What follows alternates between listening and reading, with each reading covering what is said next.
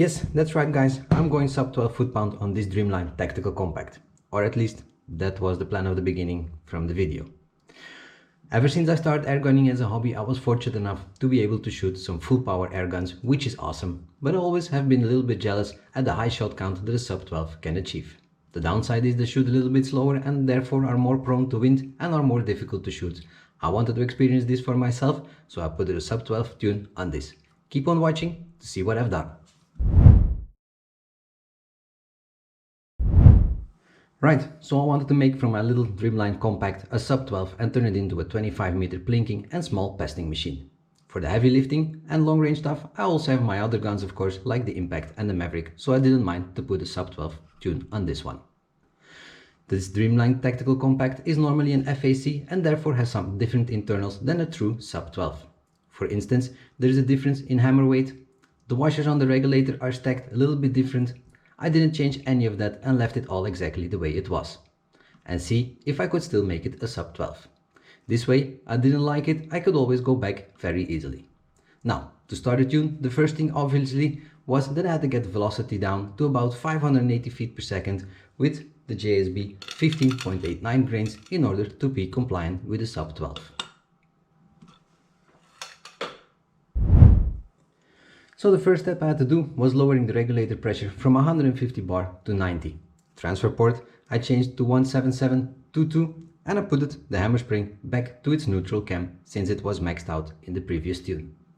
With neutral cam I'm meaning when you put your power wheel on minimum and you go to 1 you shouldn't feel this block moving, and when you go to 2 you feel it moving slightly forward. This I've done so I know I can retrieve the minimum amount of hammer spring if I needed to. With this done, the results were quite surprising. With the regulator set to 90 bar, the hammer spring on max and the transfer port of 1722, I was still easily getting velocities at 680 feet per second.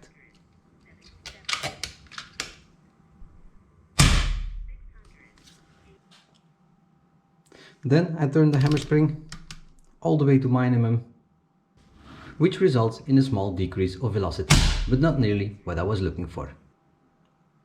So in order to get the FPS lower, I decreased the regulator pressure with a quarter of a turn and then I shot another few shots. This resulted in a velocity of about a drop of 20 feet per second.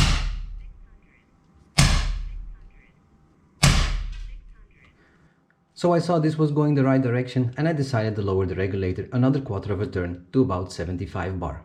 While screwing in on the regulator adjustment screw, I noticed it bottomed out and 75 bar was the lowest I could go with the regulator setup regarding the stacking or order of the washers in my regulator. Lowering the regulator another quarter of a turn to 75 bar, I was still getting velocities at 625 feet per second, what translates to about 13.8 foot-pound, so not a sub 12 yet. So the next thing I could try was changing the transfer port to low, like so, and I put the hammer spring back on max, giving me the following results.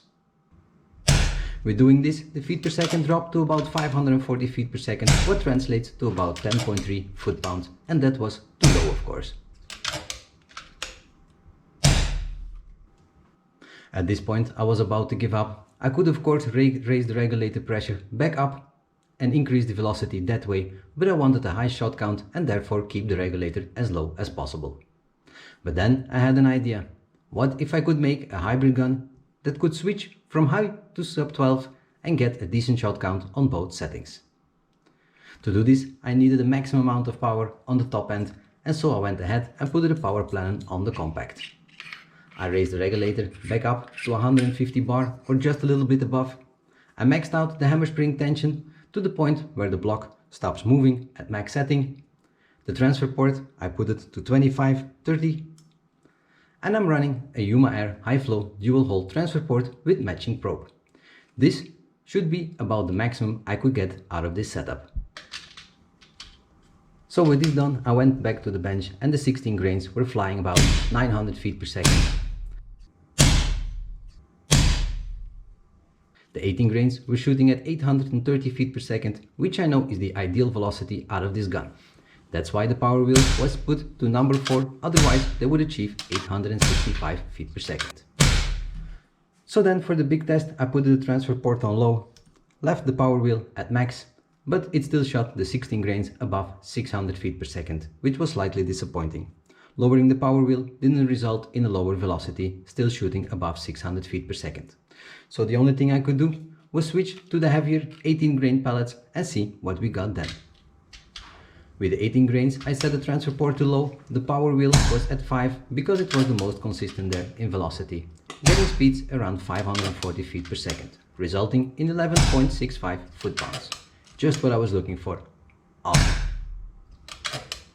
Happy with my hybrid tune, I went ahead and tested the shot count on both settings. I'm not gonna bore you with the full video shot strings, and so you will have to believe me what I'm telling you here.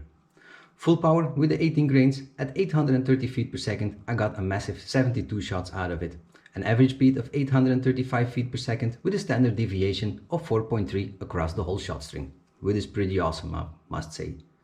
At the sub 12 level, I got 118 shots out of this little 300cc bottle with the average velocity at 537 feet per second with a standard deviation of 5.6 across the whole shot string. So I was happy to see those numbers, but was it accurate on target as well? So I went out the next day and shot some targets at 25 meters with the sub 12 tune. Why only 25 meters? Well, it's now intended to be a plinking and pesting tool, and for the longer ranges I can always use the high power. 25 meter in resulting almost pellet on pellet grouping. Just perfect. Just one ragged hole. Love it. Then it was time for some 15 meter targets, getting cloverleaf groups just like this, a little bit bigger than the 25 meter sub 12. Just what I've expected. Awesome.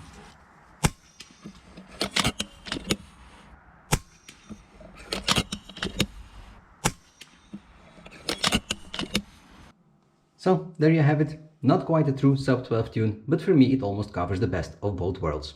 At high power I get 70 shots with the JSB 18 grains, and just with one click on the transfer port and putting the power wheel from 4 to 5, I get a sub 12 plinking and pesting tool that gets almost 120 shots on one fill. I call that a success, even if my goal in the beginning was a little bit different. That's it for this video. If you haven't subscribed yet, please hit that subscribe button as well as the bell icon so you get notified when I upload a new video. Also don't forget to like this video as well, as this helps in the YouTube algorithms. As always, I thank you for watching, keep on shooting, and I hope to see you back in the next one. Bye.